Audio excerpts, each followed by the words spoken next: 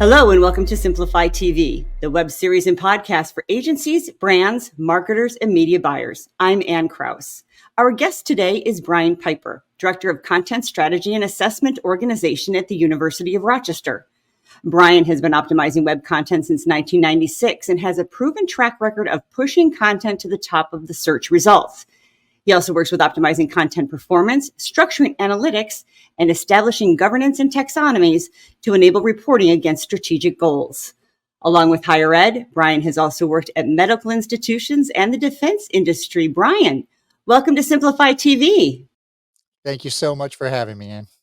So as you work in content marketing and optimization, what would you tell agencies is the key to creating successful content and to do it on a consistent basis? I think the most important thing is to start with clearly understanding and defining your business goals and strategies, and then research your target audience, understand their problems and questions, and then create a content marketing strategy to provide them the answers and solutions that they need. And that'll set you up as a resource and as an expert so that when they're looking for products or services in that particular area, they'll come to you. You're trying to get them to like, know, and trust you. And you do that by showing them that you can help them and you're not just trying to sell them something.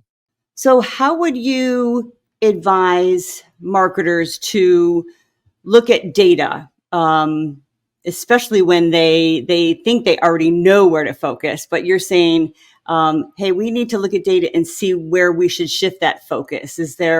How do you convince them to do that? So there's two different ways you can optimize your content. You can either do it proactively or reactively. Now, reactive optimization is where you use website or social analytics to determine what content is working the best, either through conversions, engagement, search visibility, or reach, depending on what your specific goals are. It always goes back to the goals. So then you have to track this data over time and look for patterns and anomalies. And then when you figure out what content is working best, you make more of that. Now, proactive optimization is where you look for trending topics. You get data around what strategically related terms are being searched or what questions are being asked in conversations that are going on online. And then you create content around that. So at the University of Rochester, we've been doing a lot more of that in the past year, and it's been working very well. The problem for most marketers and content creators is they fail to look at their data. So I did a SEO workshop at a conference a few years ago. And after the event, one of the attendees reached out to me and said they were doing a website redesign and asked if I could do some SEO work for them. I asked when the new site was launching. They said next week. So I ran some audits on the site.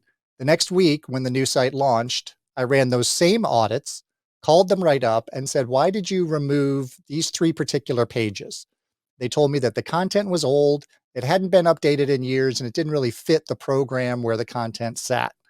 And I told them that they stood to lose 20 to 30,000 visitors a month to their site because those pages ranked so well and were driving so much traffic.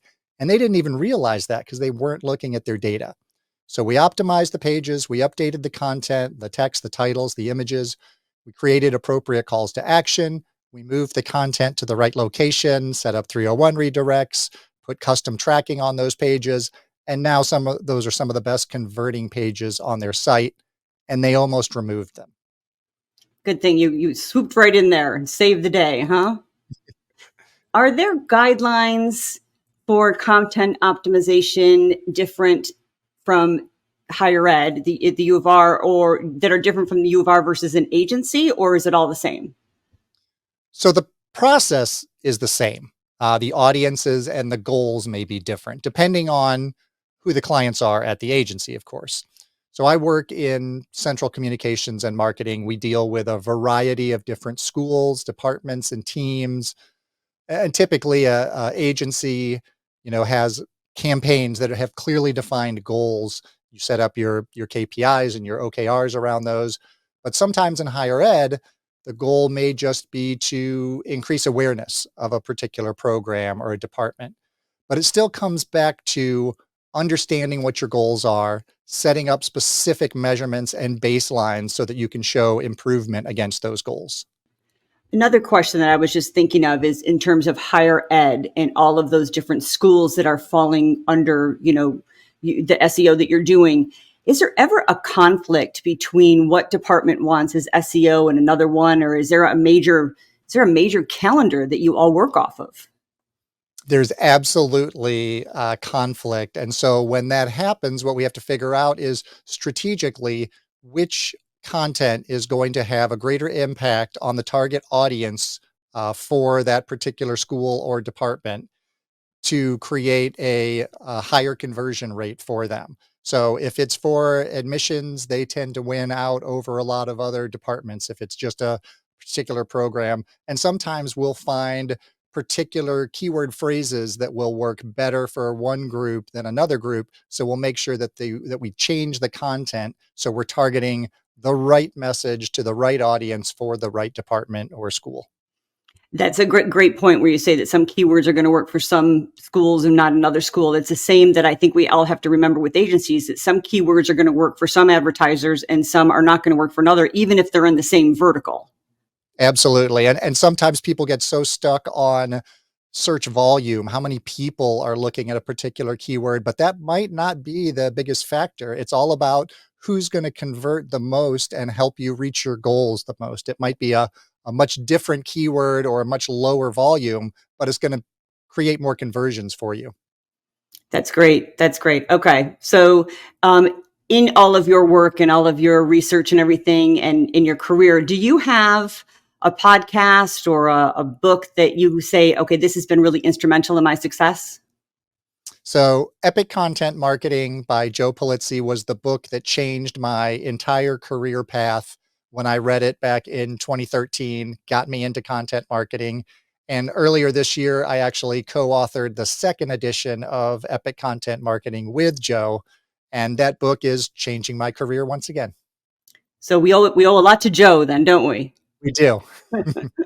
So if people wanted to talk to you further about content marketing, and especially when it comes to higher ed, what's the best way for viewers of this podcast to learn more about you?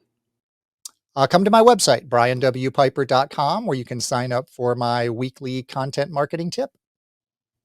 Perfect. Brian, thank you so much for being my guest on Simplify TV. This was a great conversation. Thank you for the opportunity. And thank you all for watching. Simplify TV is sponsored by Simplify, helping you to maximize relevance and multiply results with our industry-leading media buying and workflow solutions. For more information, visit simply.fi. Thank you so much for joining us today. I'm Ann Krause, and I look forward to seeing you next time.